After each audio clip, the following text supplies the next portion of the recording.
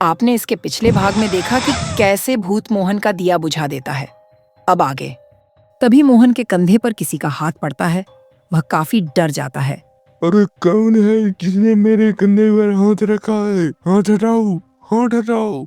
देखो तुम मुझे जानते नहीं, मैं एक पंडित हूँ। चाहूँ तो तुम्हें चुटकी में भस्म कर दूंगा। हाथ हटाओ मेरे कंधे पर से। मोहन कितना भी कहता है पर वह हाथ नहीं हटता है। फिर वह उसका हाथ हटाने की कोशिश करता है कि तभी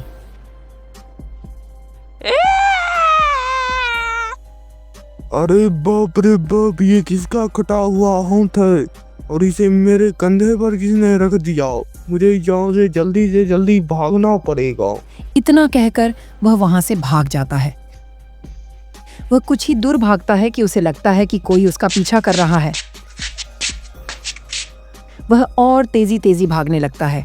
फिर वह भी और तेजी तेजी भागने लगता है। फिर वह रुक जाता है और पीछे पलट कर देखता है, पर पीछे तो दूर दूर तक कोई नहीं था।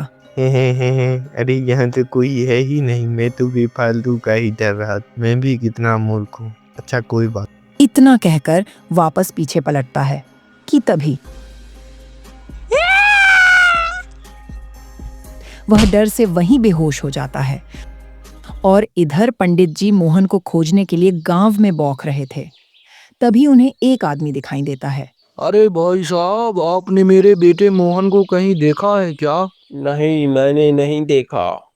इतना कहकर वह वहां से चला जाता है। अरे कहाँ चला गया ये निकम्मा? सुबह से ढूंढते ढूंढते रात होने को आई है। अब मैं क्या करूं? अगर मैं घर गया तो वो तो मेरा खून ही पी जाएगी। पर मुझे घर तो जाना ही पड़ेगा। अच्छा कोई बात नहीं, मैं उसे कैसे भी समझा दूंगा। इतना कहकर पंडित जी घर की ओर चल देते हैं। अरे सुनीता, मैं आ गया, तनिक गेट तो खोलो। फिर वह गेट खोलती है। अरे बुड्ढे, कितनी देर लगा दी आने में? मोहन कहाँ है? वो दिखाई क्यों नहीं दे रहा? अब वो तो नहीं मिला मुझे, पता नहीं कहाँ चला गया है। क्या तूने उसे अभी तक नहीं ढूंढा? सुबह से क्या कर रहा था नमक हराम? तूने कहा था कल उसे पक्का ढूंढ कर ले आऊंगा, पर तू अभी तक नहीं लाया है। अरे मैं क्या करूं, सुबह से करीबन 200 आदमी से पूछ चुका हूं, किसी ने नहीं देखा कहाँ गया है वो सब मैं नहीं जानती, तेरी वजह से वो बाहर गया है। तू ही उसे ढूंढ कर लाएगा, नहीं तो मैं तुझे घर में घुसने ही नहीं दूंगी। अरे अब बस भी करो। मैंने उसे खोजने के लिए मेरी चोटी का जोर लगाया, लेकिन वह मुझे मिला ही नहीं। अब मैं उसे कहाँ ढूंढूं? वैसे भी रात होने को आई है, अंदर आने दो मुझे। ठीक है, आज तो तू आजा, लेकिन कल अगर तूने उसे नहीं ढूंढा तो मुझसे बुरा कोई नहीं होगा। फिर वह दोनों घर में चले जाते हैं। अगली सुबह सुबह के 10 बज चुके थे और पंडित जी अभी तक घोड़े बेचकर सो रहे थे।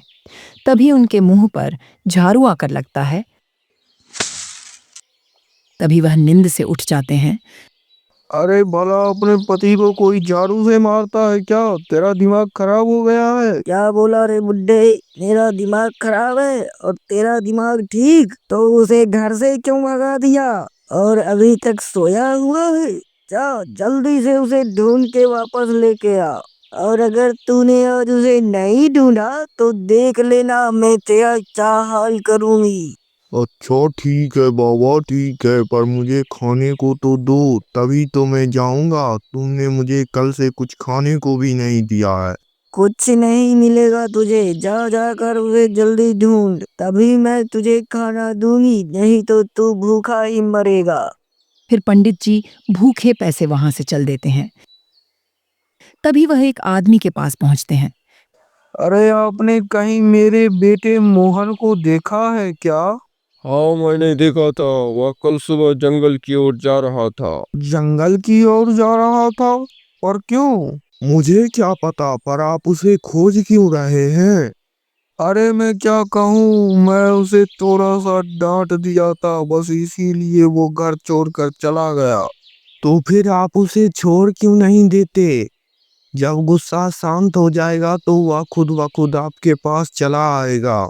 अरे मैं तो समझ जाऊं, लेकिन मेरी पत्नी वो तो नहीं समझ रही है। मुझे उसे खोजना ही होगा, नहीं तो वो मुझे घर में घुसने नहीं देगी। फिर वह जंगल की ओर चल देते हैं और उन्हें वही आदमी मिल जाता है जो आदमी मोहन को मिला था। अरे मैंने सुना कि मेरा बेटा मोहन यहाँ आया था, क्या आपने उसे कहीं देखा है? हाँ हाँ, मैंने आपके बेटे को यहाँ देखा था। वह मुझसे कुछ पूछ रहा था। वो आपसे क्या पूछ रहा था? वो मुझसे जंगल और जंगल के भूतों के बारे में पूछ रहा था। मैंने उसे बता दिया कि ठाकुर जी ने कई साल पहले ही उस भूत को साध लिया था, जिससे वह काफी अमीर हो गए। अरे आपने उसे क्यों बताया? क्यों, क्या हो गया पंडित जी? मैंने उसे उस भूत के बारे में बताकर कोई गलती की है क्या? अरे वो 2 दिनों से गायब है। मुझे लगता है आपने उस भूत के बारे में उसे सब कुछ बता दिया, तो फिर वह जल्दी से पैसा कमाने के लालच में उस भूत को साधने के लिए चला गया है। अब मैं क्या करूंगा? मुझे उसे ढूंढने जाना ही होगा, नहीं तो वो भूत उसे मार देगा। अरे नहीं नहीं पंडित जी, आप ऐसे ही जंगल में नहीं जा सकते हैं। आपको रास्ता पता नहीं है, आप रास्ता भटक सकते हैं। हम पहले चीनू लकड़हारे के पास चलते हैं, उसे जंगल का चप्पा चप्पा पता है। फिर वह दोनों चीनू लकड़हारे के घर की ओर चल देते हैं। कुछ ही देर में वह वहां पहुंच जाते हैं। अरे पंडित जी, और तुम दोनों इतनी रात को मेरे घर में क्या कर रहे हो? अरे चीनू लकड़हारे, तुम्हें मेरे साथ जंगल में अभी तुरंत चलना पड़ेगा। अरे तुम्हारा दिमाग तो ठीक है, इतनी रात को मैं जंगल में क्यों जाऊं? नहीं नहीं, मैं जंगल में नहीं जाऊंगा। नहीं, तुम्हें चलना ही होगा। पंडित जी का बेटा मोहन उस बरगद के पेड़ वाले भूत को साधने के लिए चला गया है। हमें उन्हें ढूंढकर जल्दी से जल्दी घर लाना होगा, नहीं तो वो भूत उसे मार डालेगा। पर वो भूत को साधने के लिए जंगल में क्यों चला गया?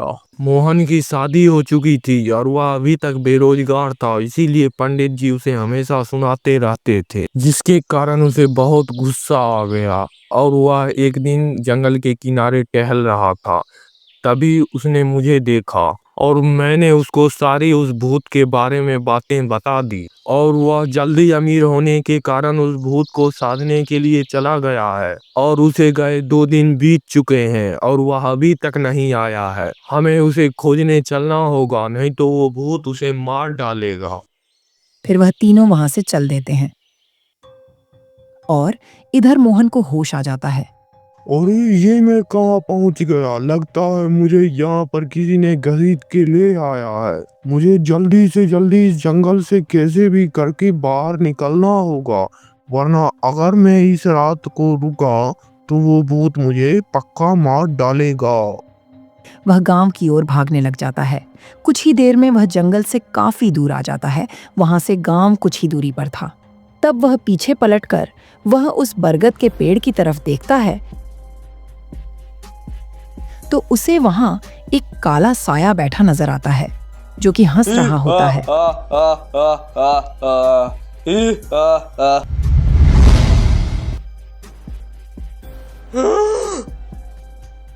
मोहन वहां से भागने लगता है। तभी कोई उसका पैर पकड़ लेता है। वह अपने पैर को छुड़ाने को काफी कोशिश की, पर उसके आगे उसकी एक न चली और वह उसे घसीट कर ले जाता है। अगर आप भी जानना चाहते हैं कि मोहन के साथ क्या हुआ,